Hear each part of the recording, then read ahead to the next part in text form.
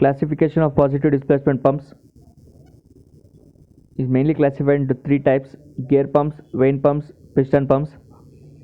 Gear pumps again classified into external gear pump, internal gear pump. Vane pumps subdivided into balanced vane pump, unbalanced vane pump. Piston pumps are subdivided into axial type, radial type.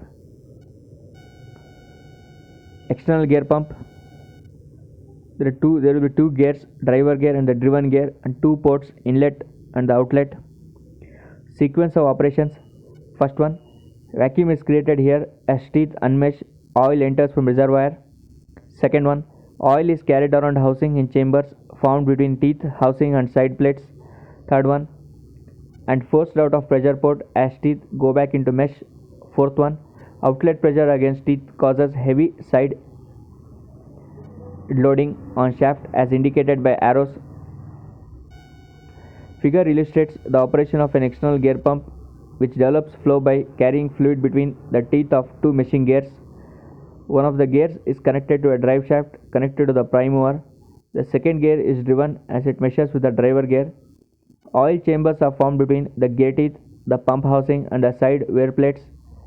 The suction side is where teeth come out of mesh, and it is there that the volume expands, bringing about a reduction in pressure to below atmospheric pressure.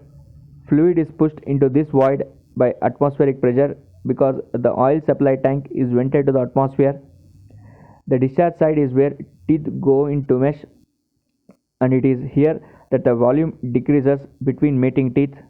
Since the pump has a positive internal seal against leakage, the oil is positively ejected into the outlet port. Internal gear pump, having one inner gear and a crescent seal.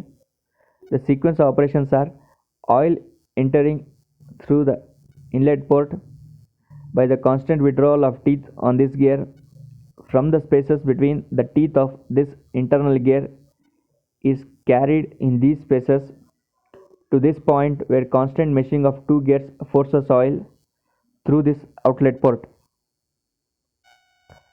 Figure illustrates the configuration and operation of the internal gear pump. This design consists of an internal gear, a regular spur gear, a crescent shaped seal and an external housing. As power is applied to either gear, the motion of the gears draws fluid from the reservoir and forces it around both sides of the crescent seal, which acts as a seal between the suction and discharge ports. When the teeth mesh on the side opposite to the crescent seal, the fluid is forced to enter the discharge port of the pump.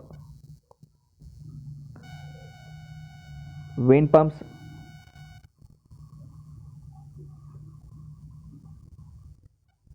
The sequence of operations are: oil enters as space between ring and rotor increases, is carried around ring in pumping chambers, and is discharged as space decreases.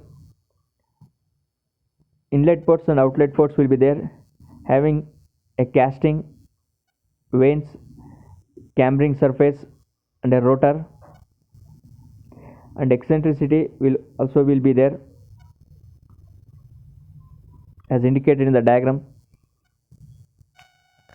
Figure illustrates the operation of a vane pump. The rotor, which contains radial slots, is splined to the drive shaft and rotates inside a camring. Each slot contains a vane designed to mate with the surface of the camring. As the rotor turns, centrifugal force keeps the vanes out against the surface of the camring. During 1/2 revolution of rotor rotation, the volume increases between the rotor and camring. The resulting volume expansion causes a reduction of pressure. This is the suction process, which causes fluid to flow through the inlet port and fill the void. As the rotor rotates through the second half revolution, the surface of the camring pushes the vanes back into the slots and the trapped volume is reduced. This positively ejects the trapped fluid through the discharge port.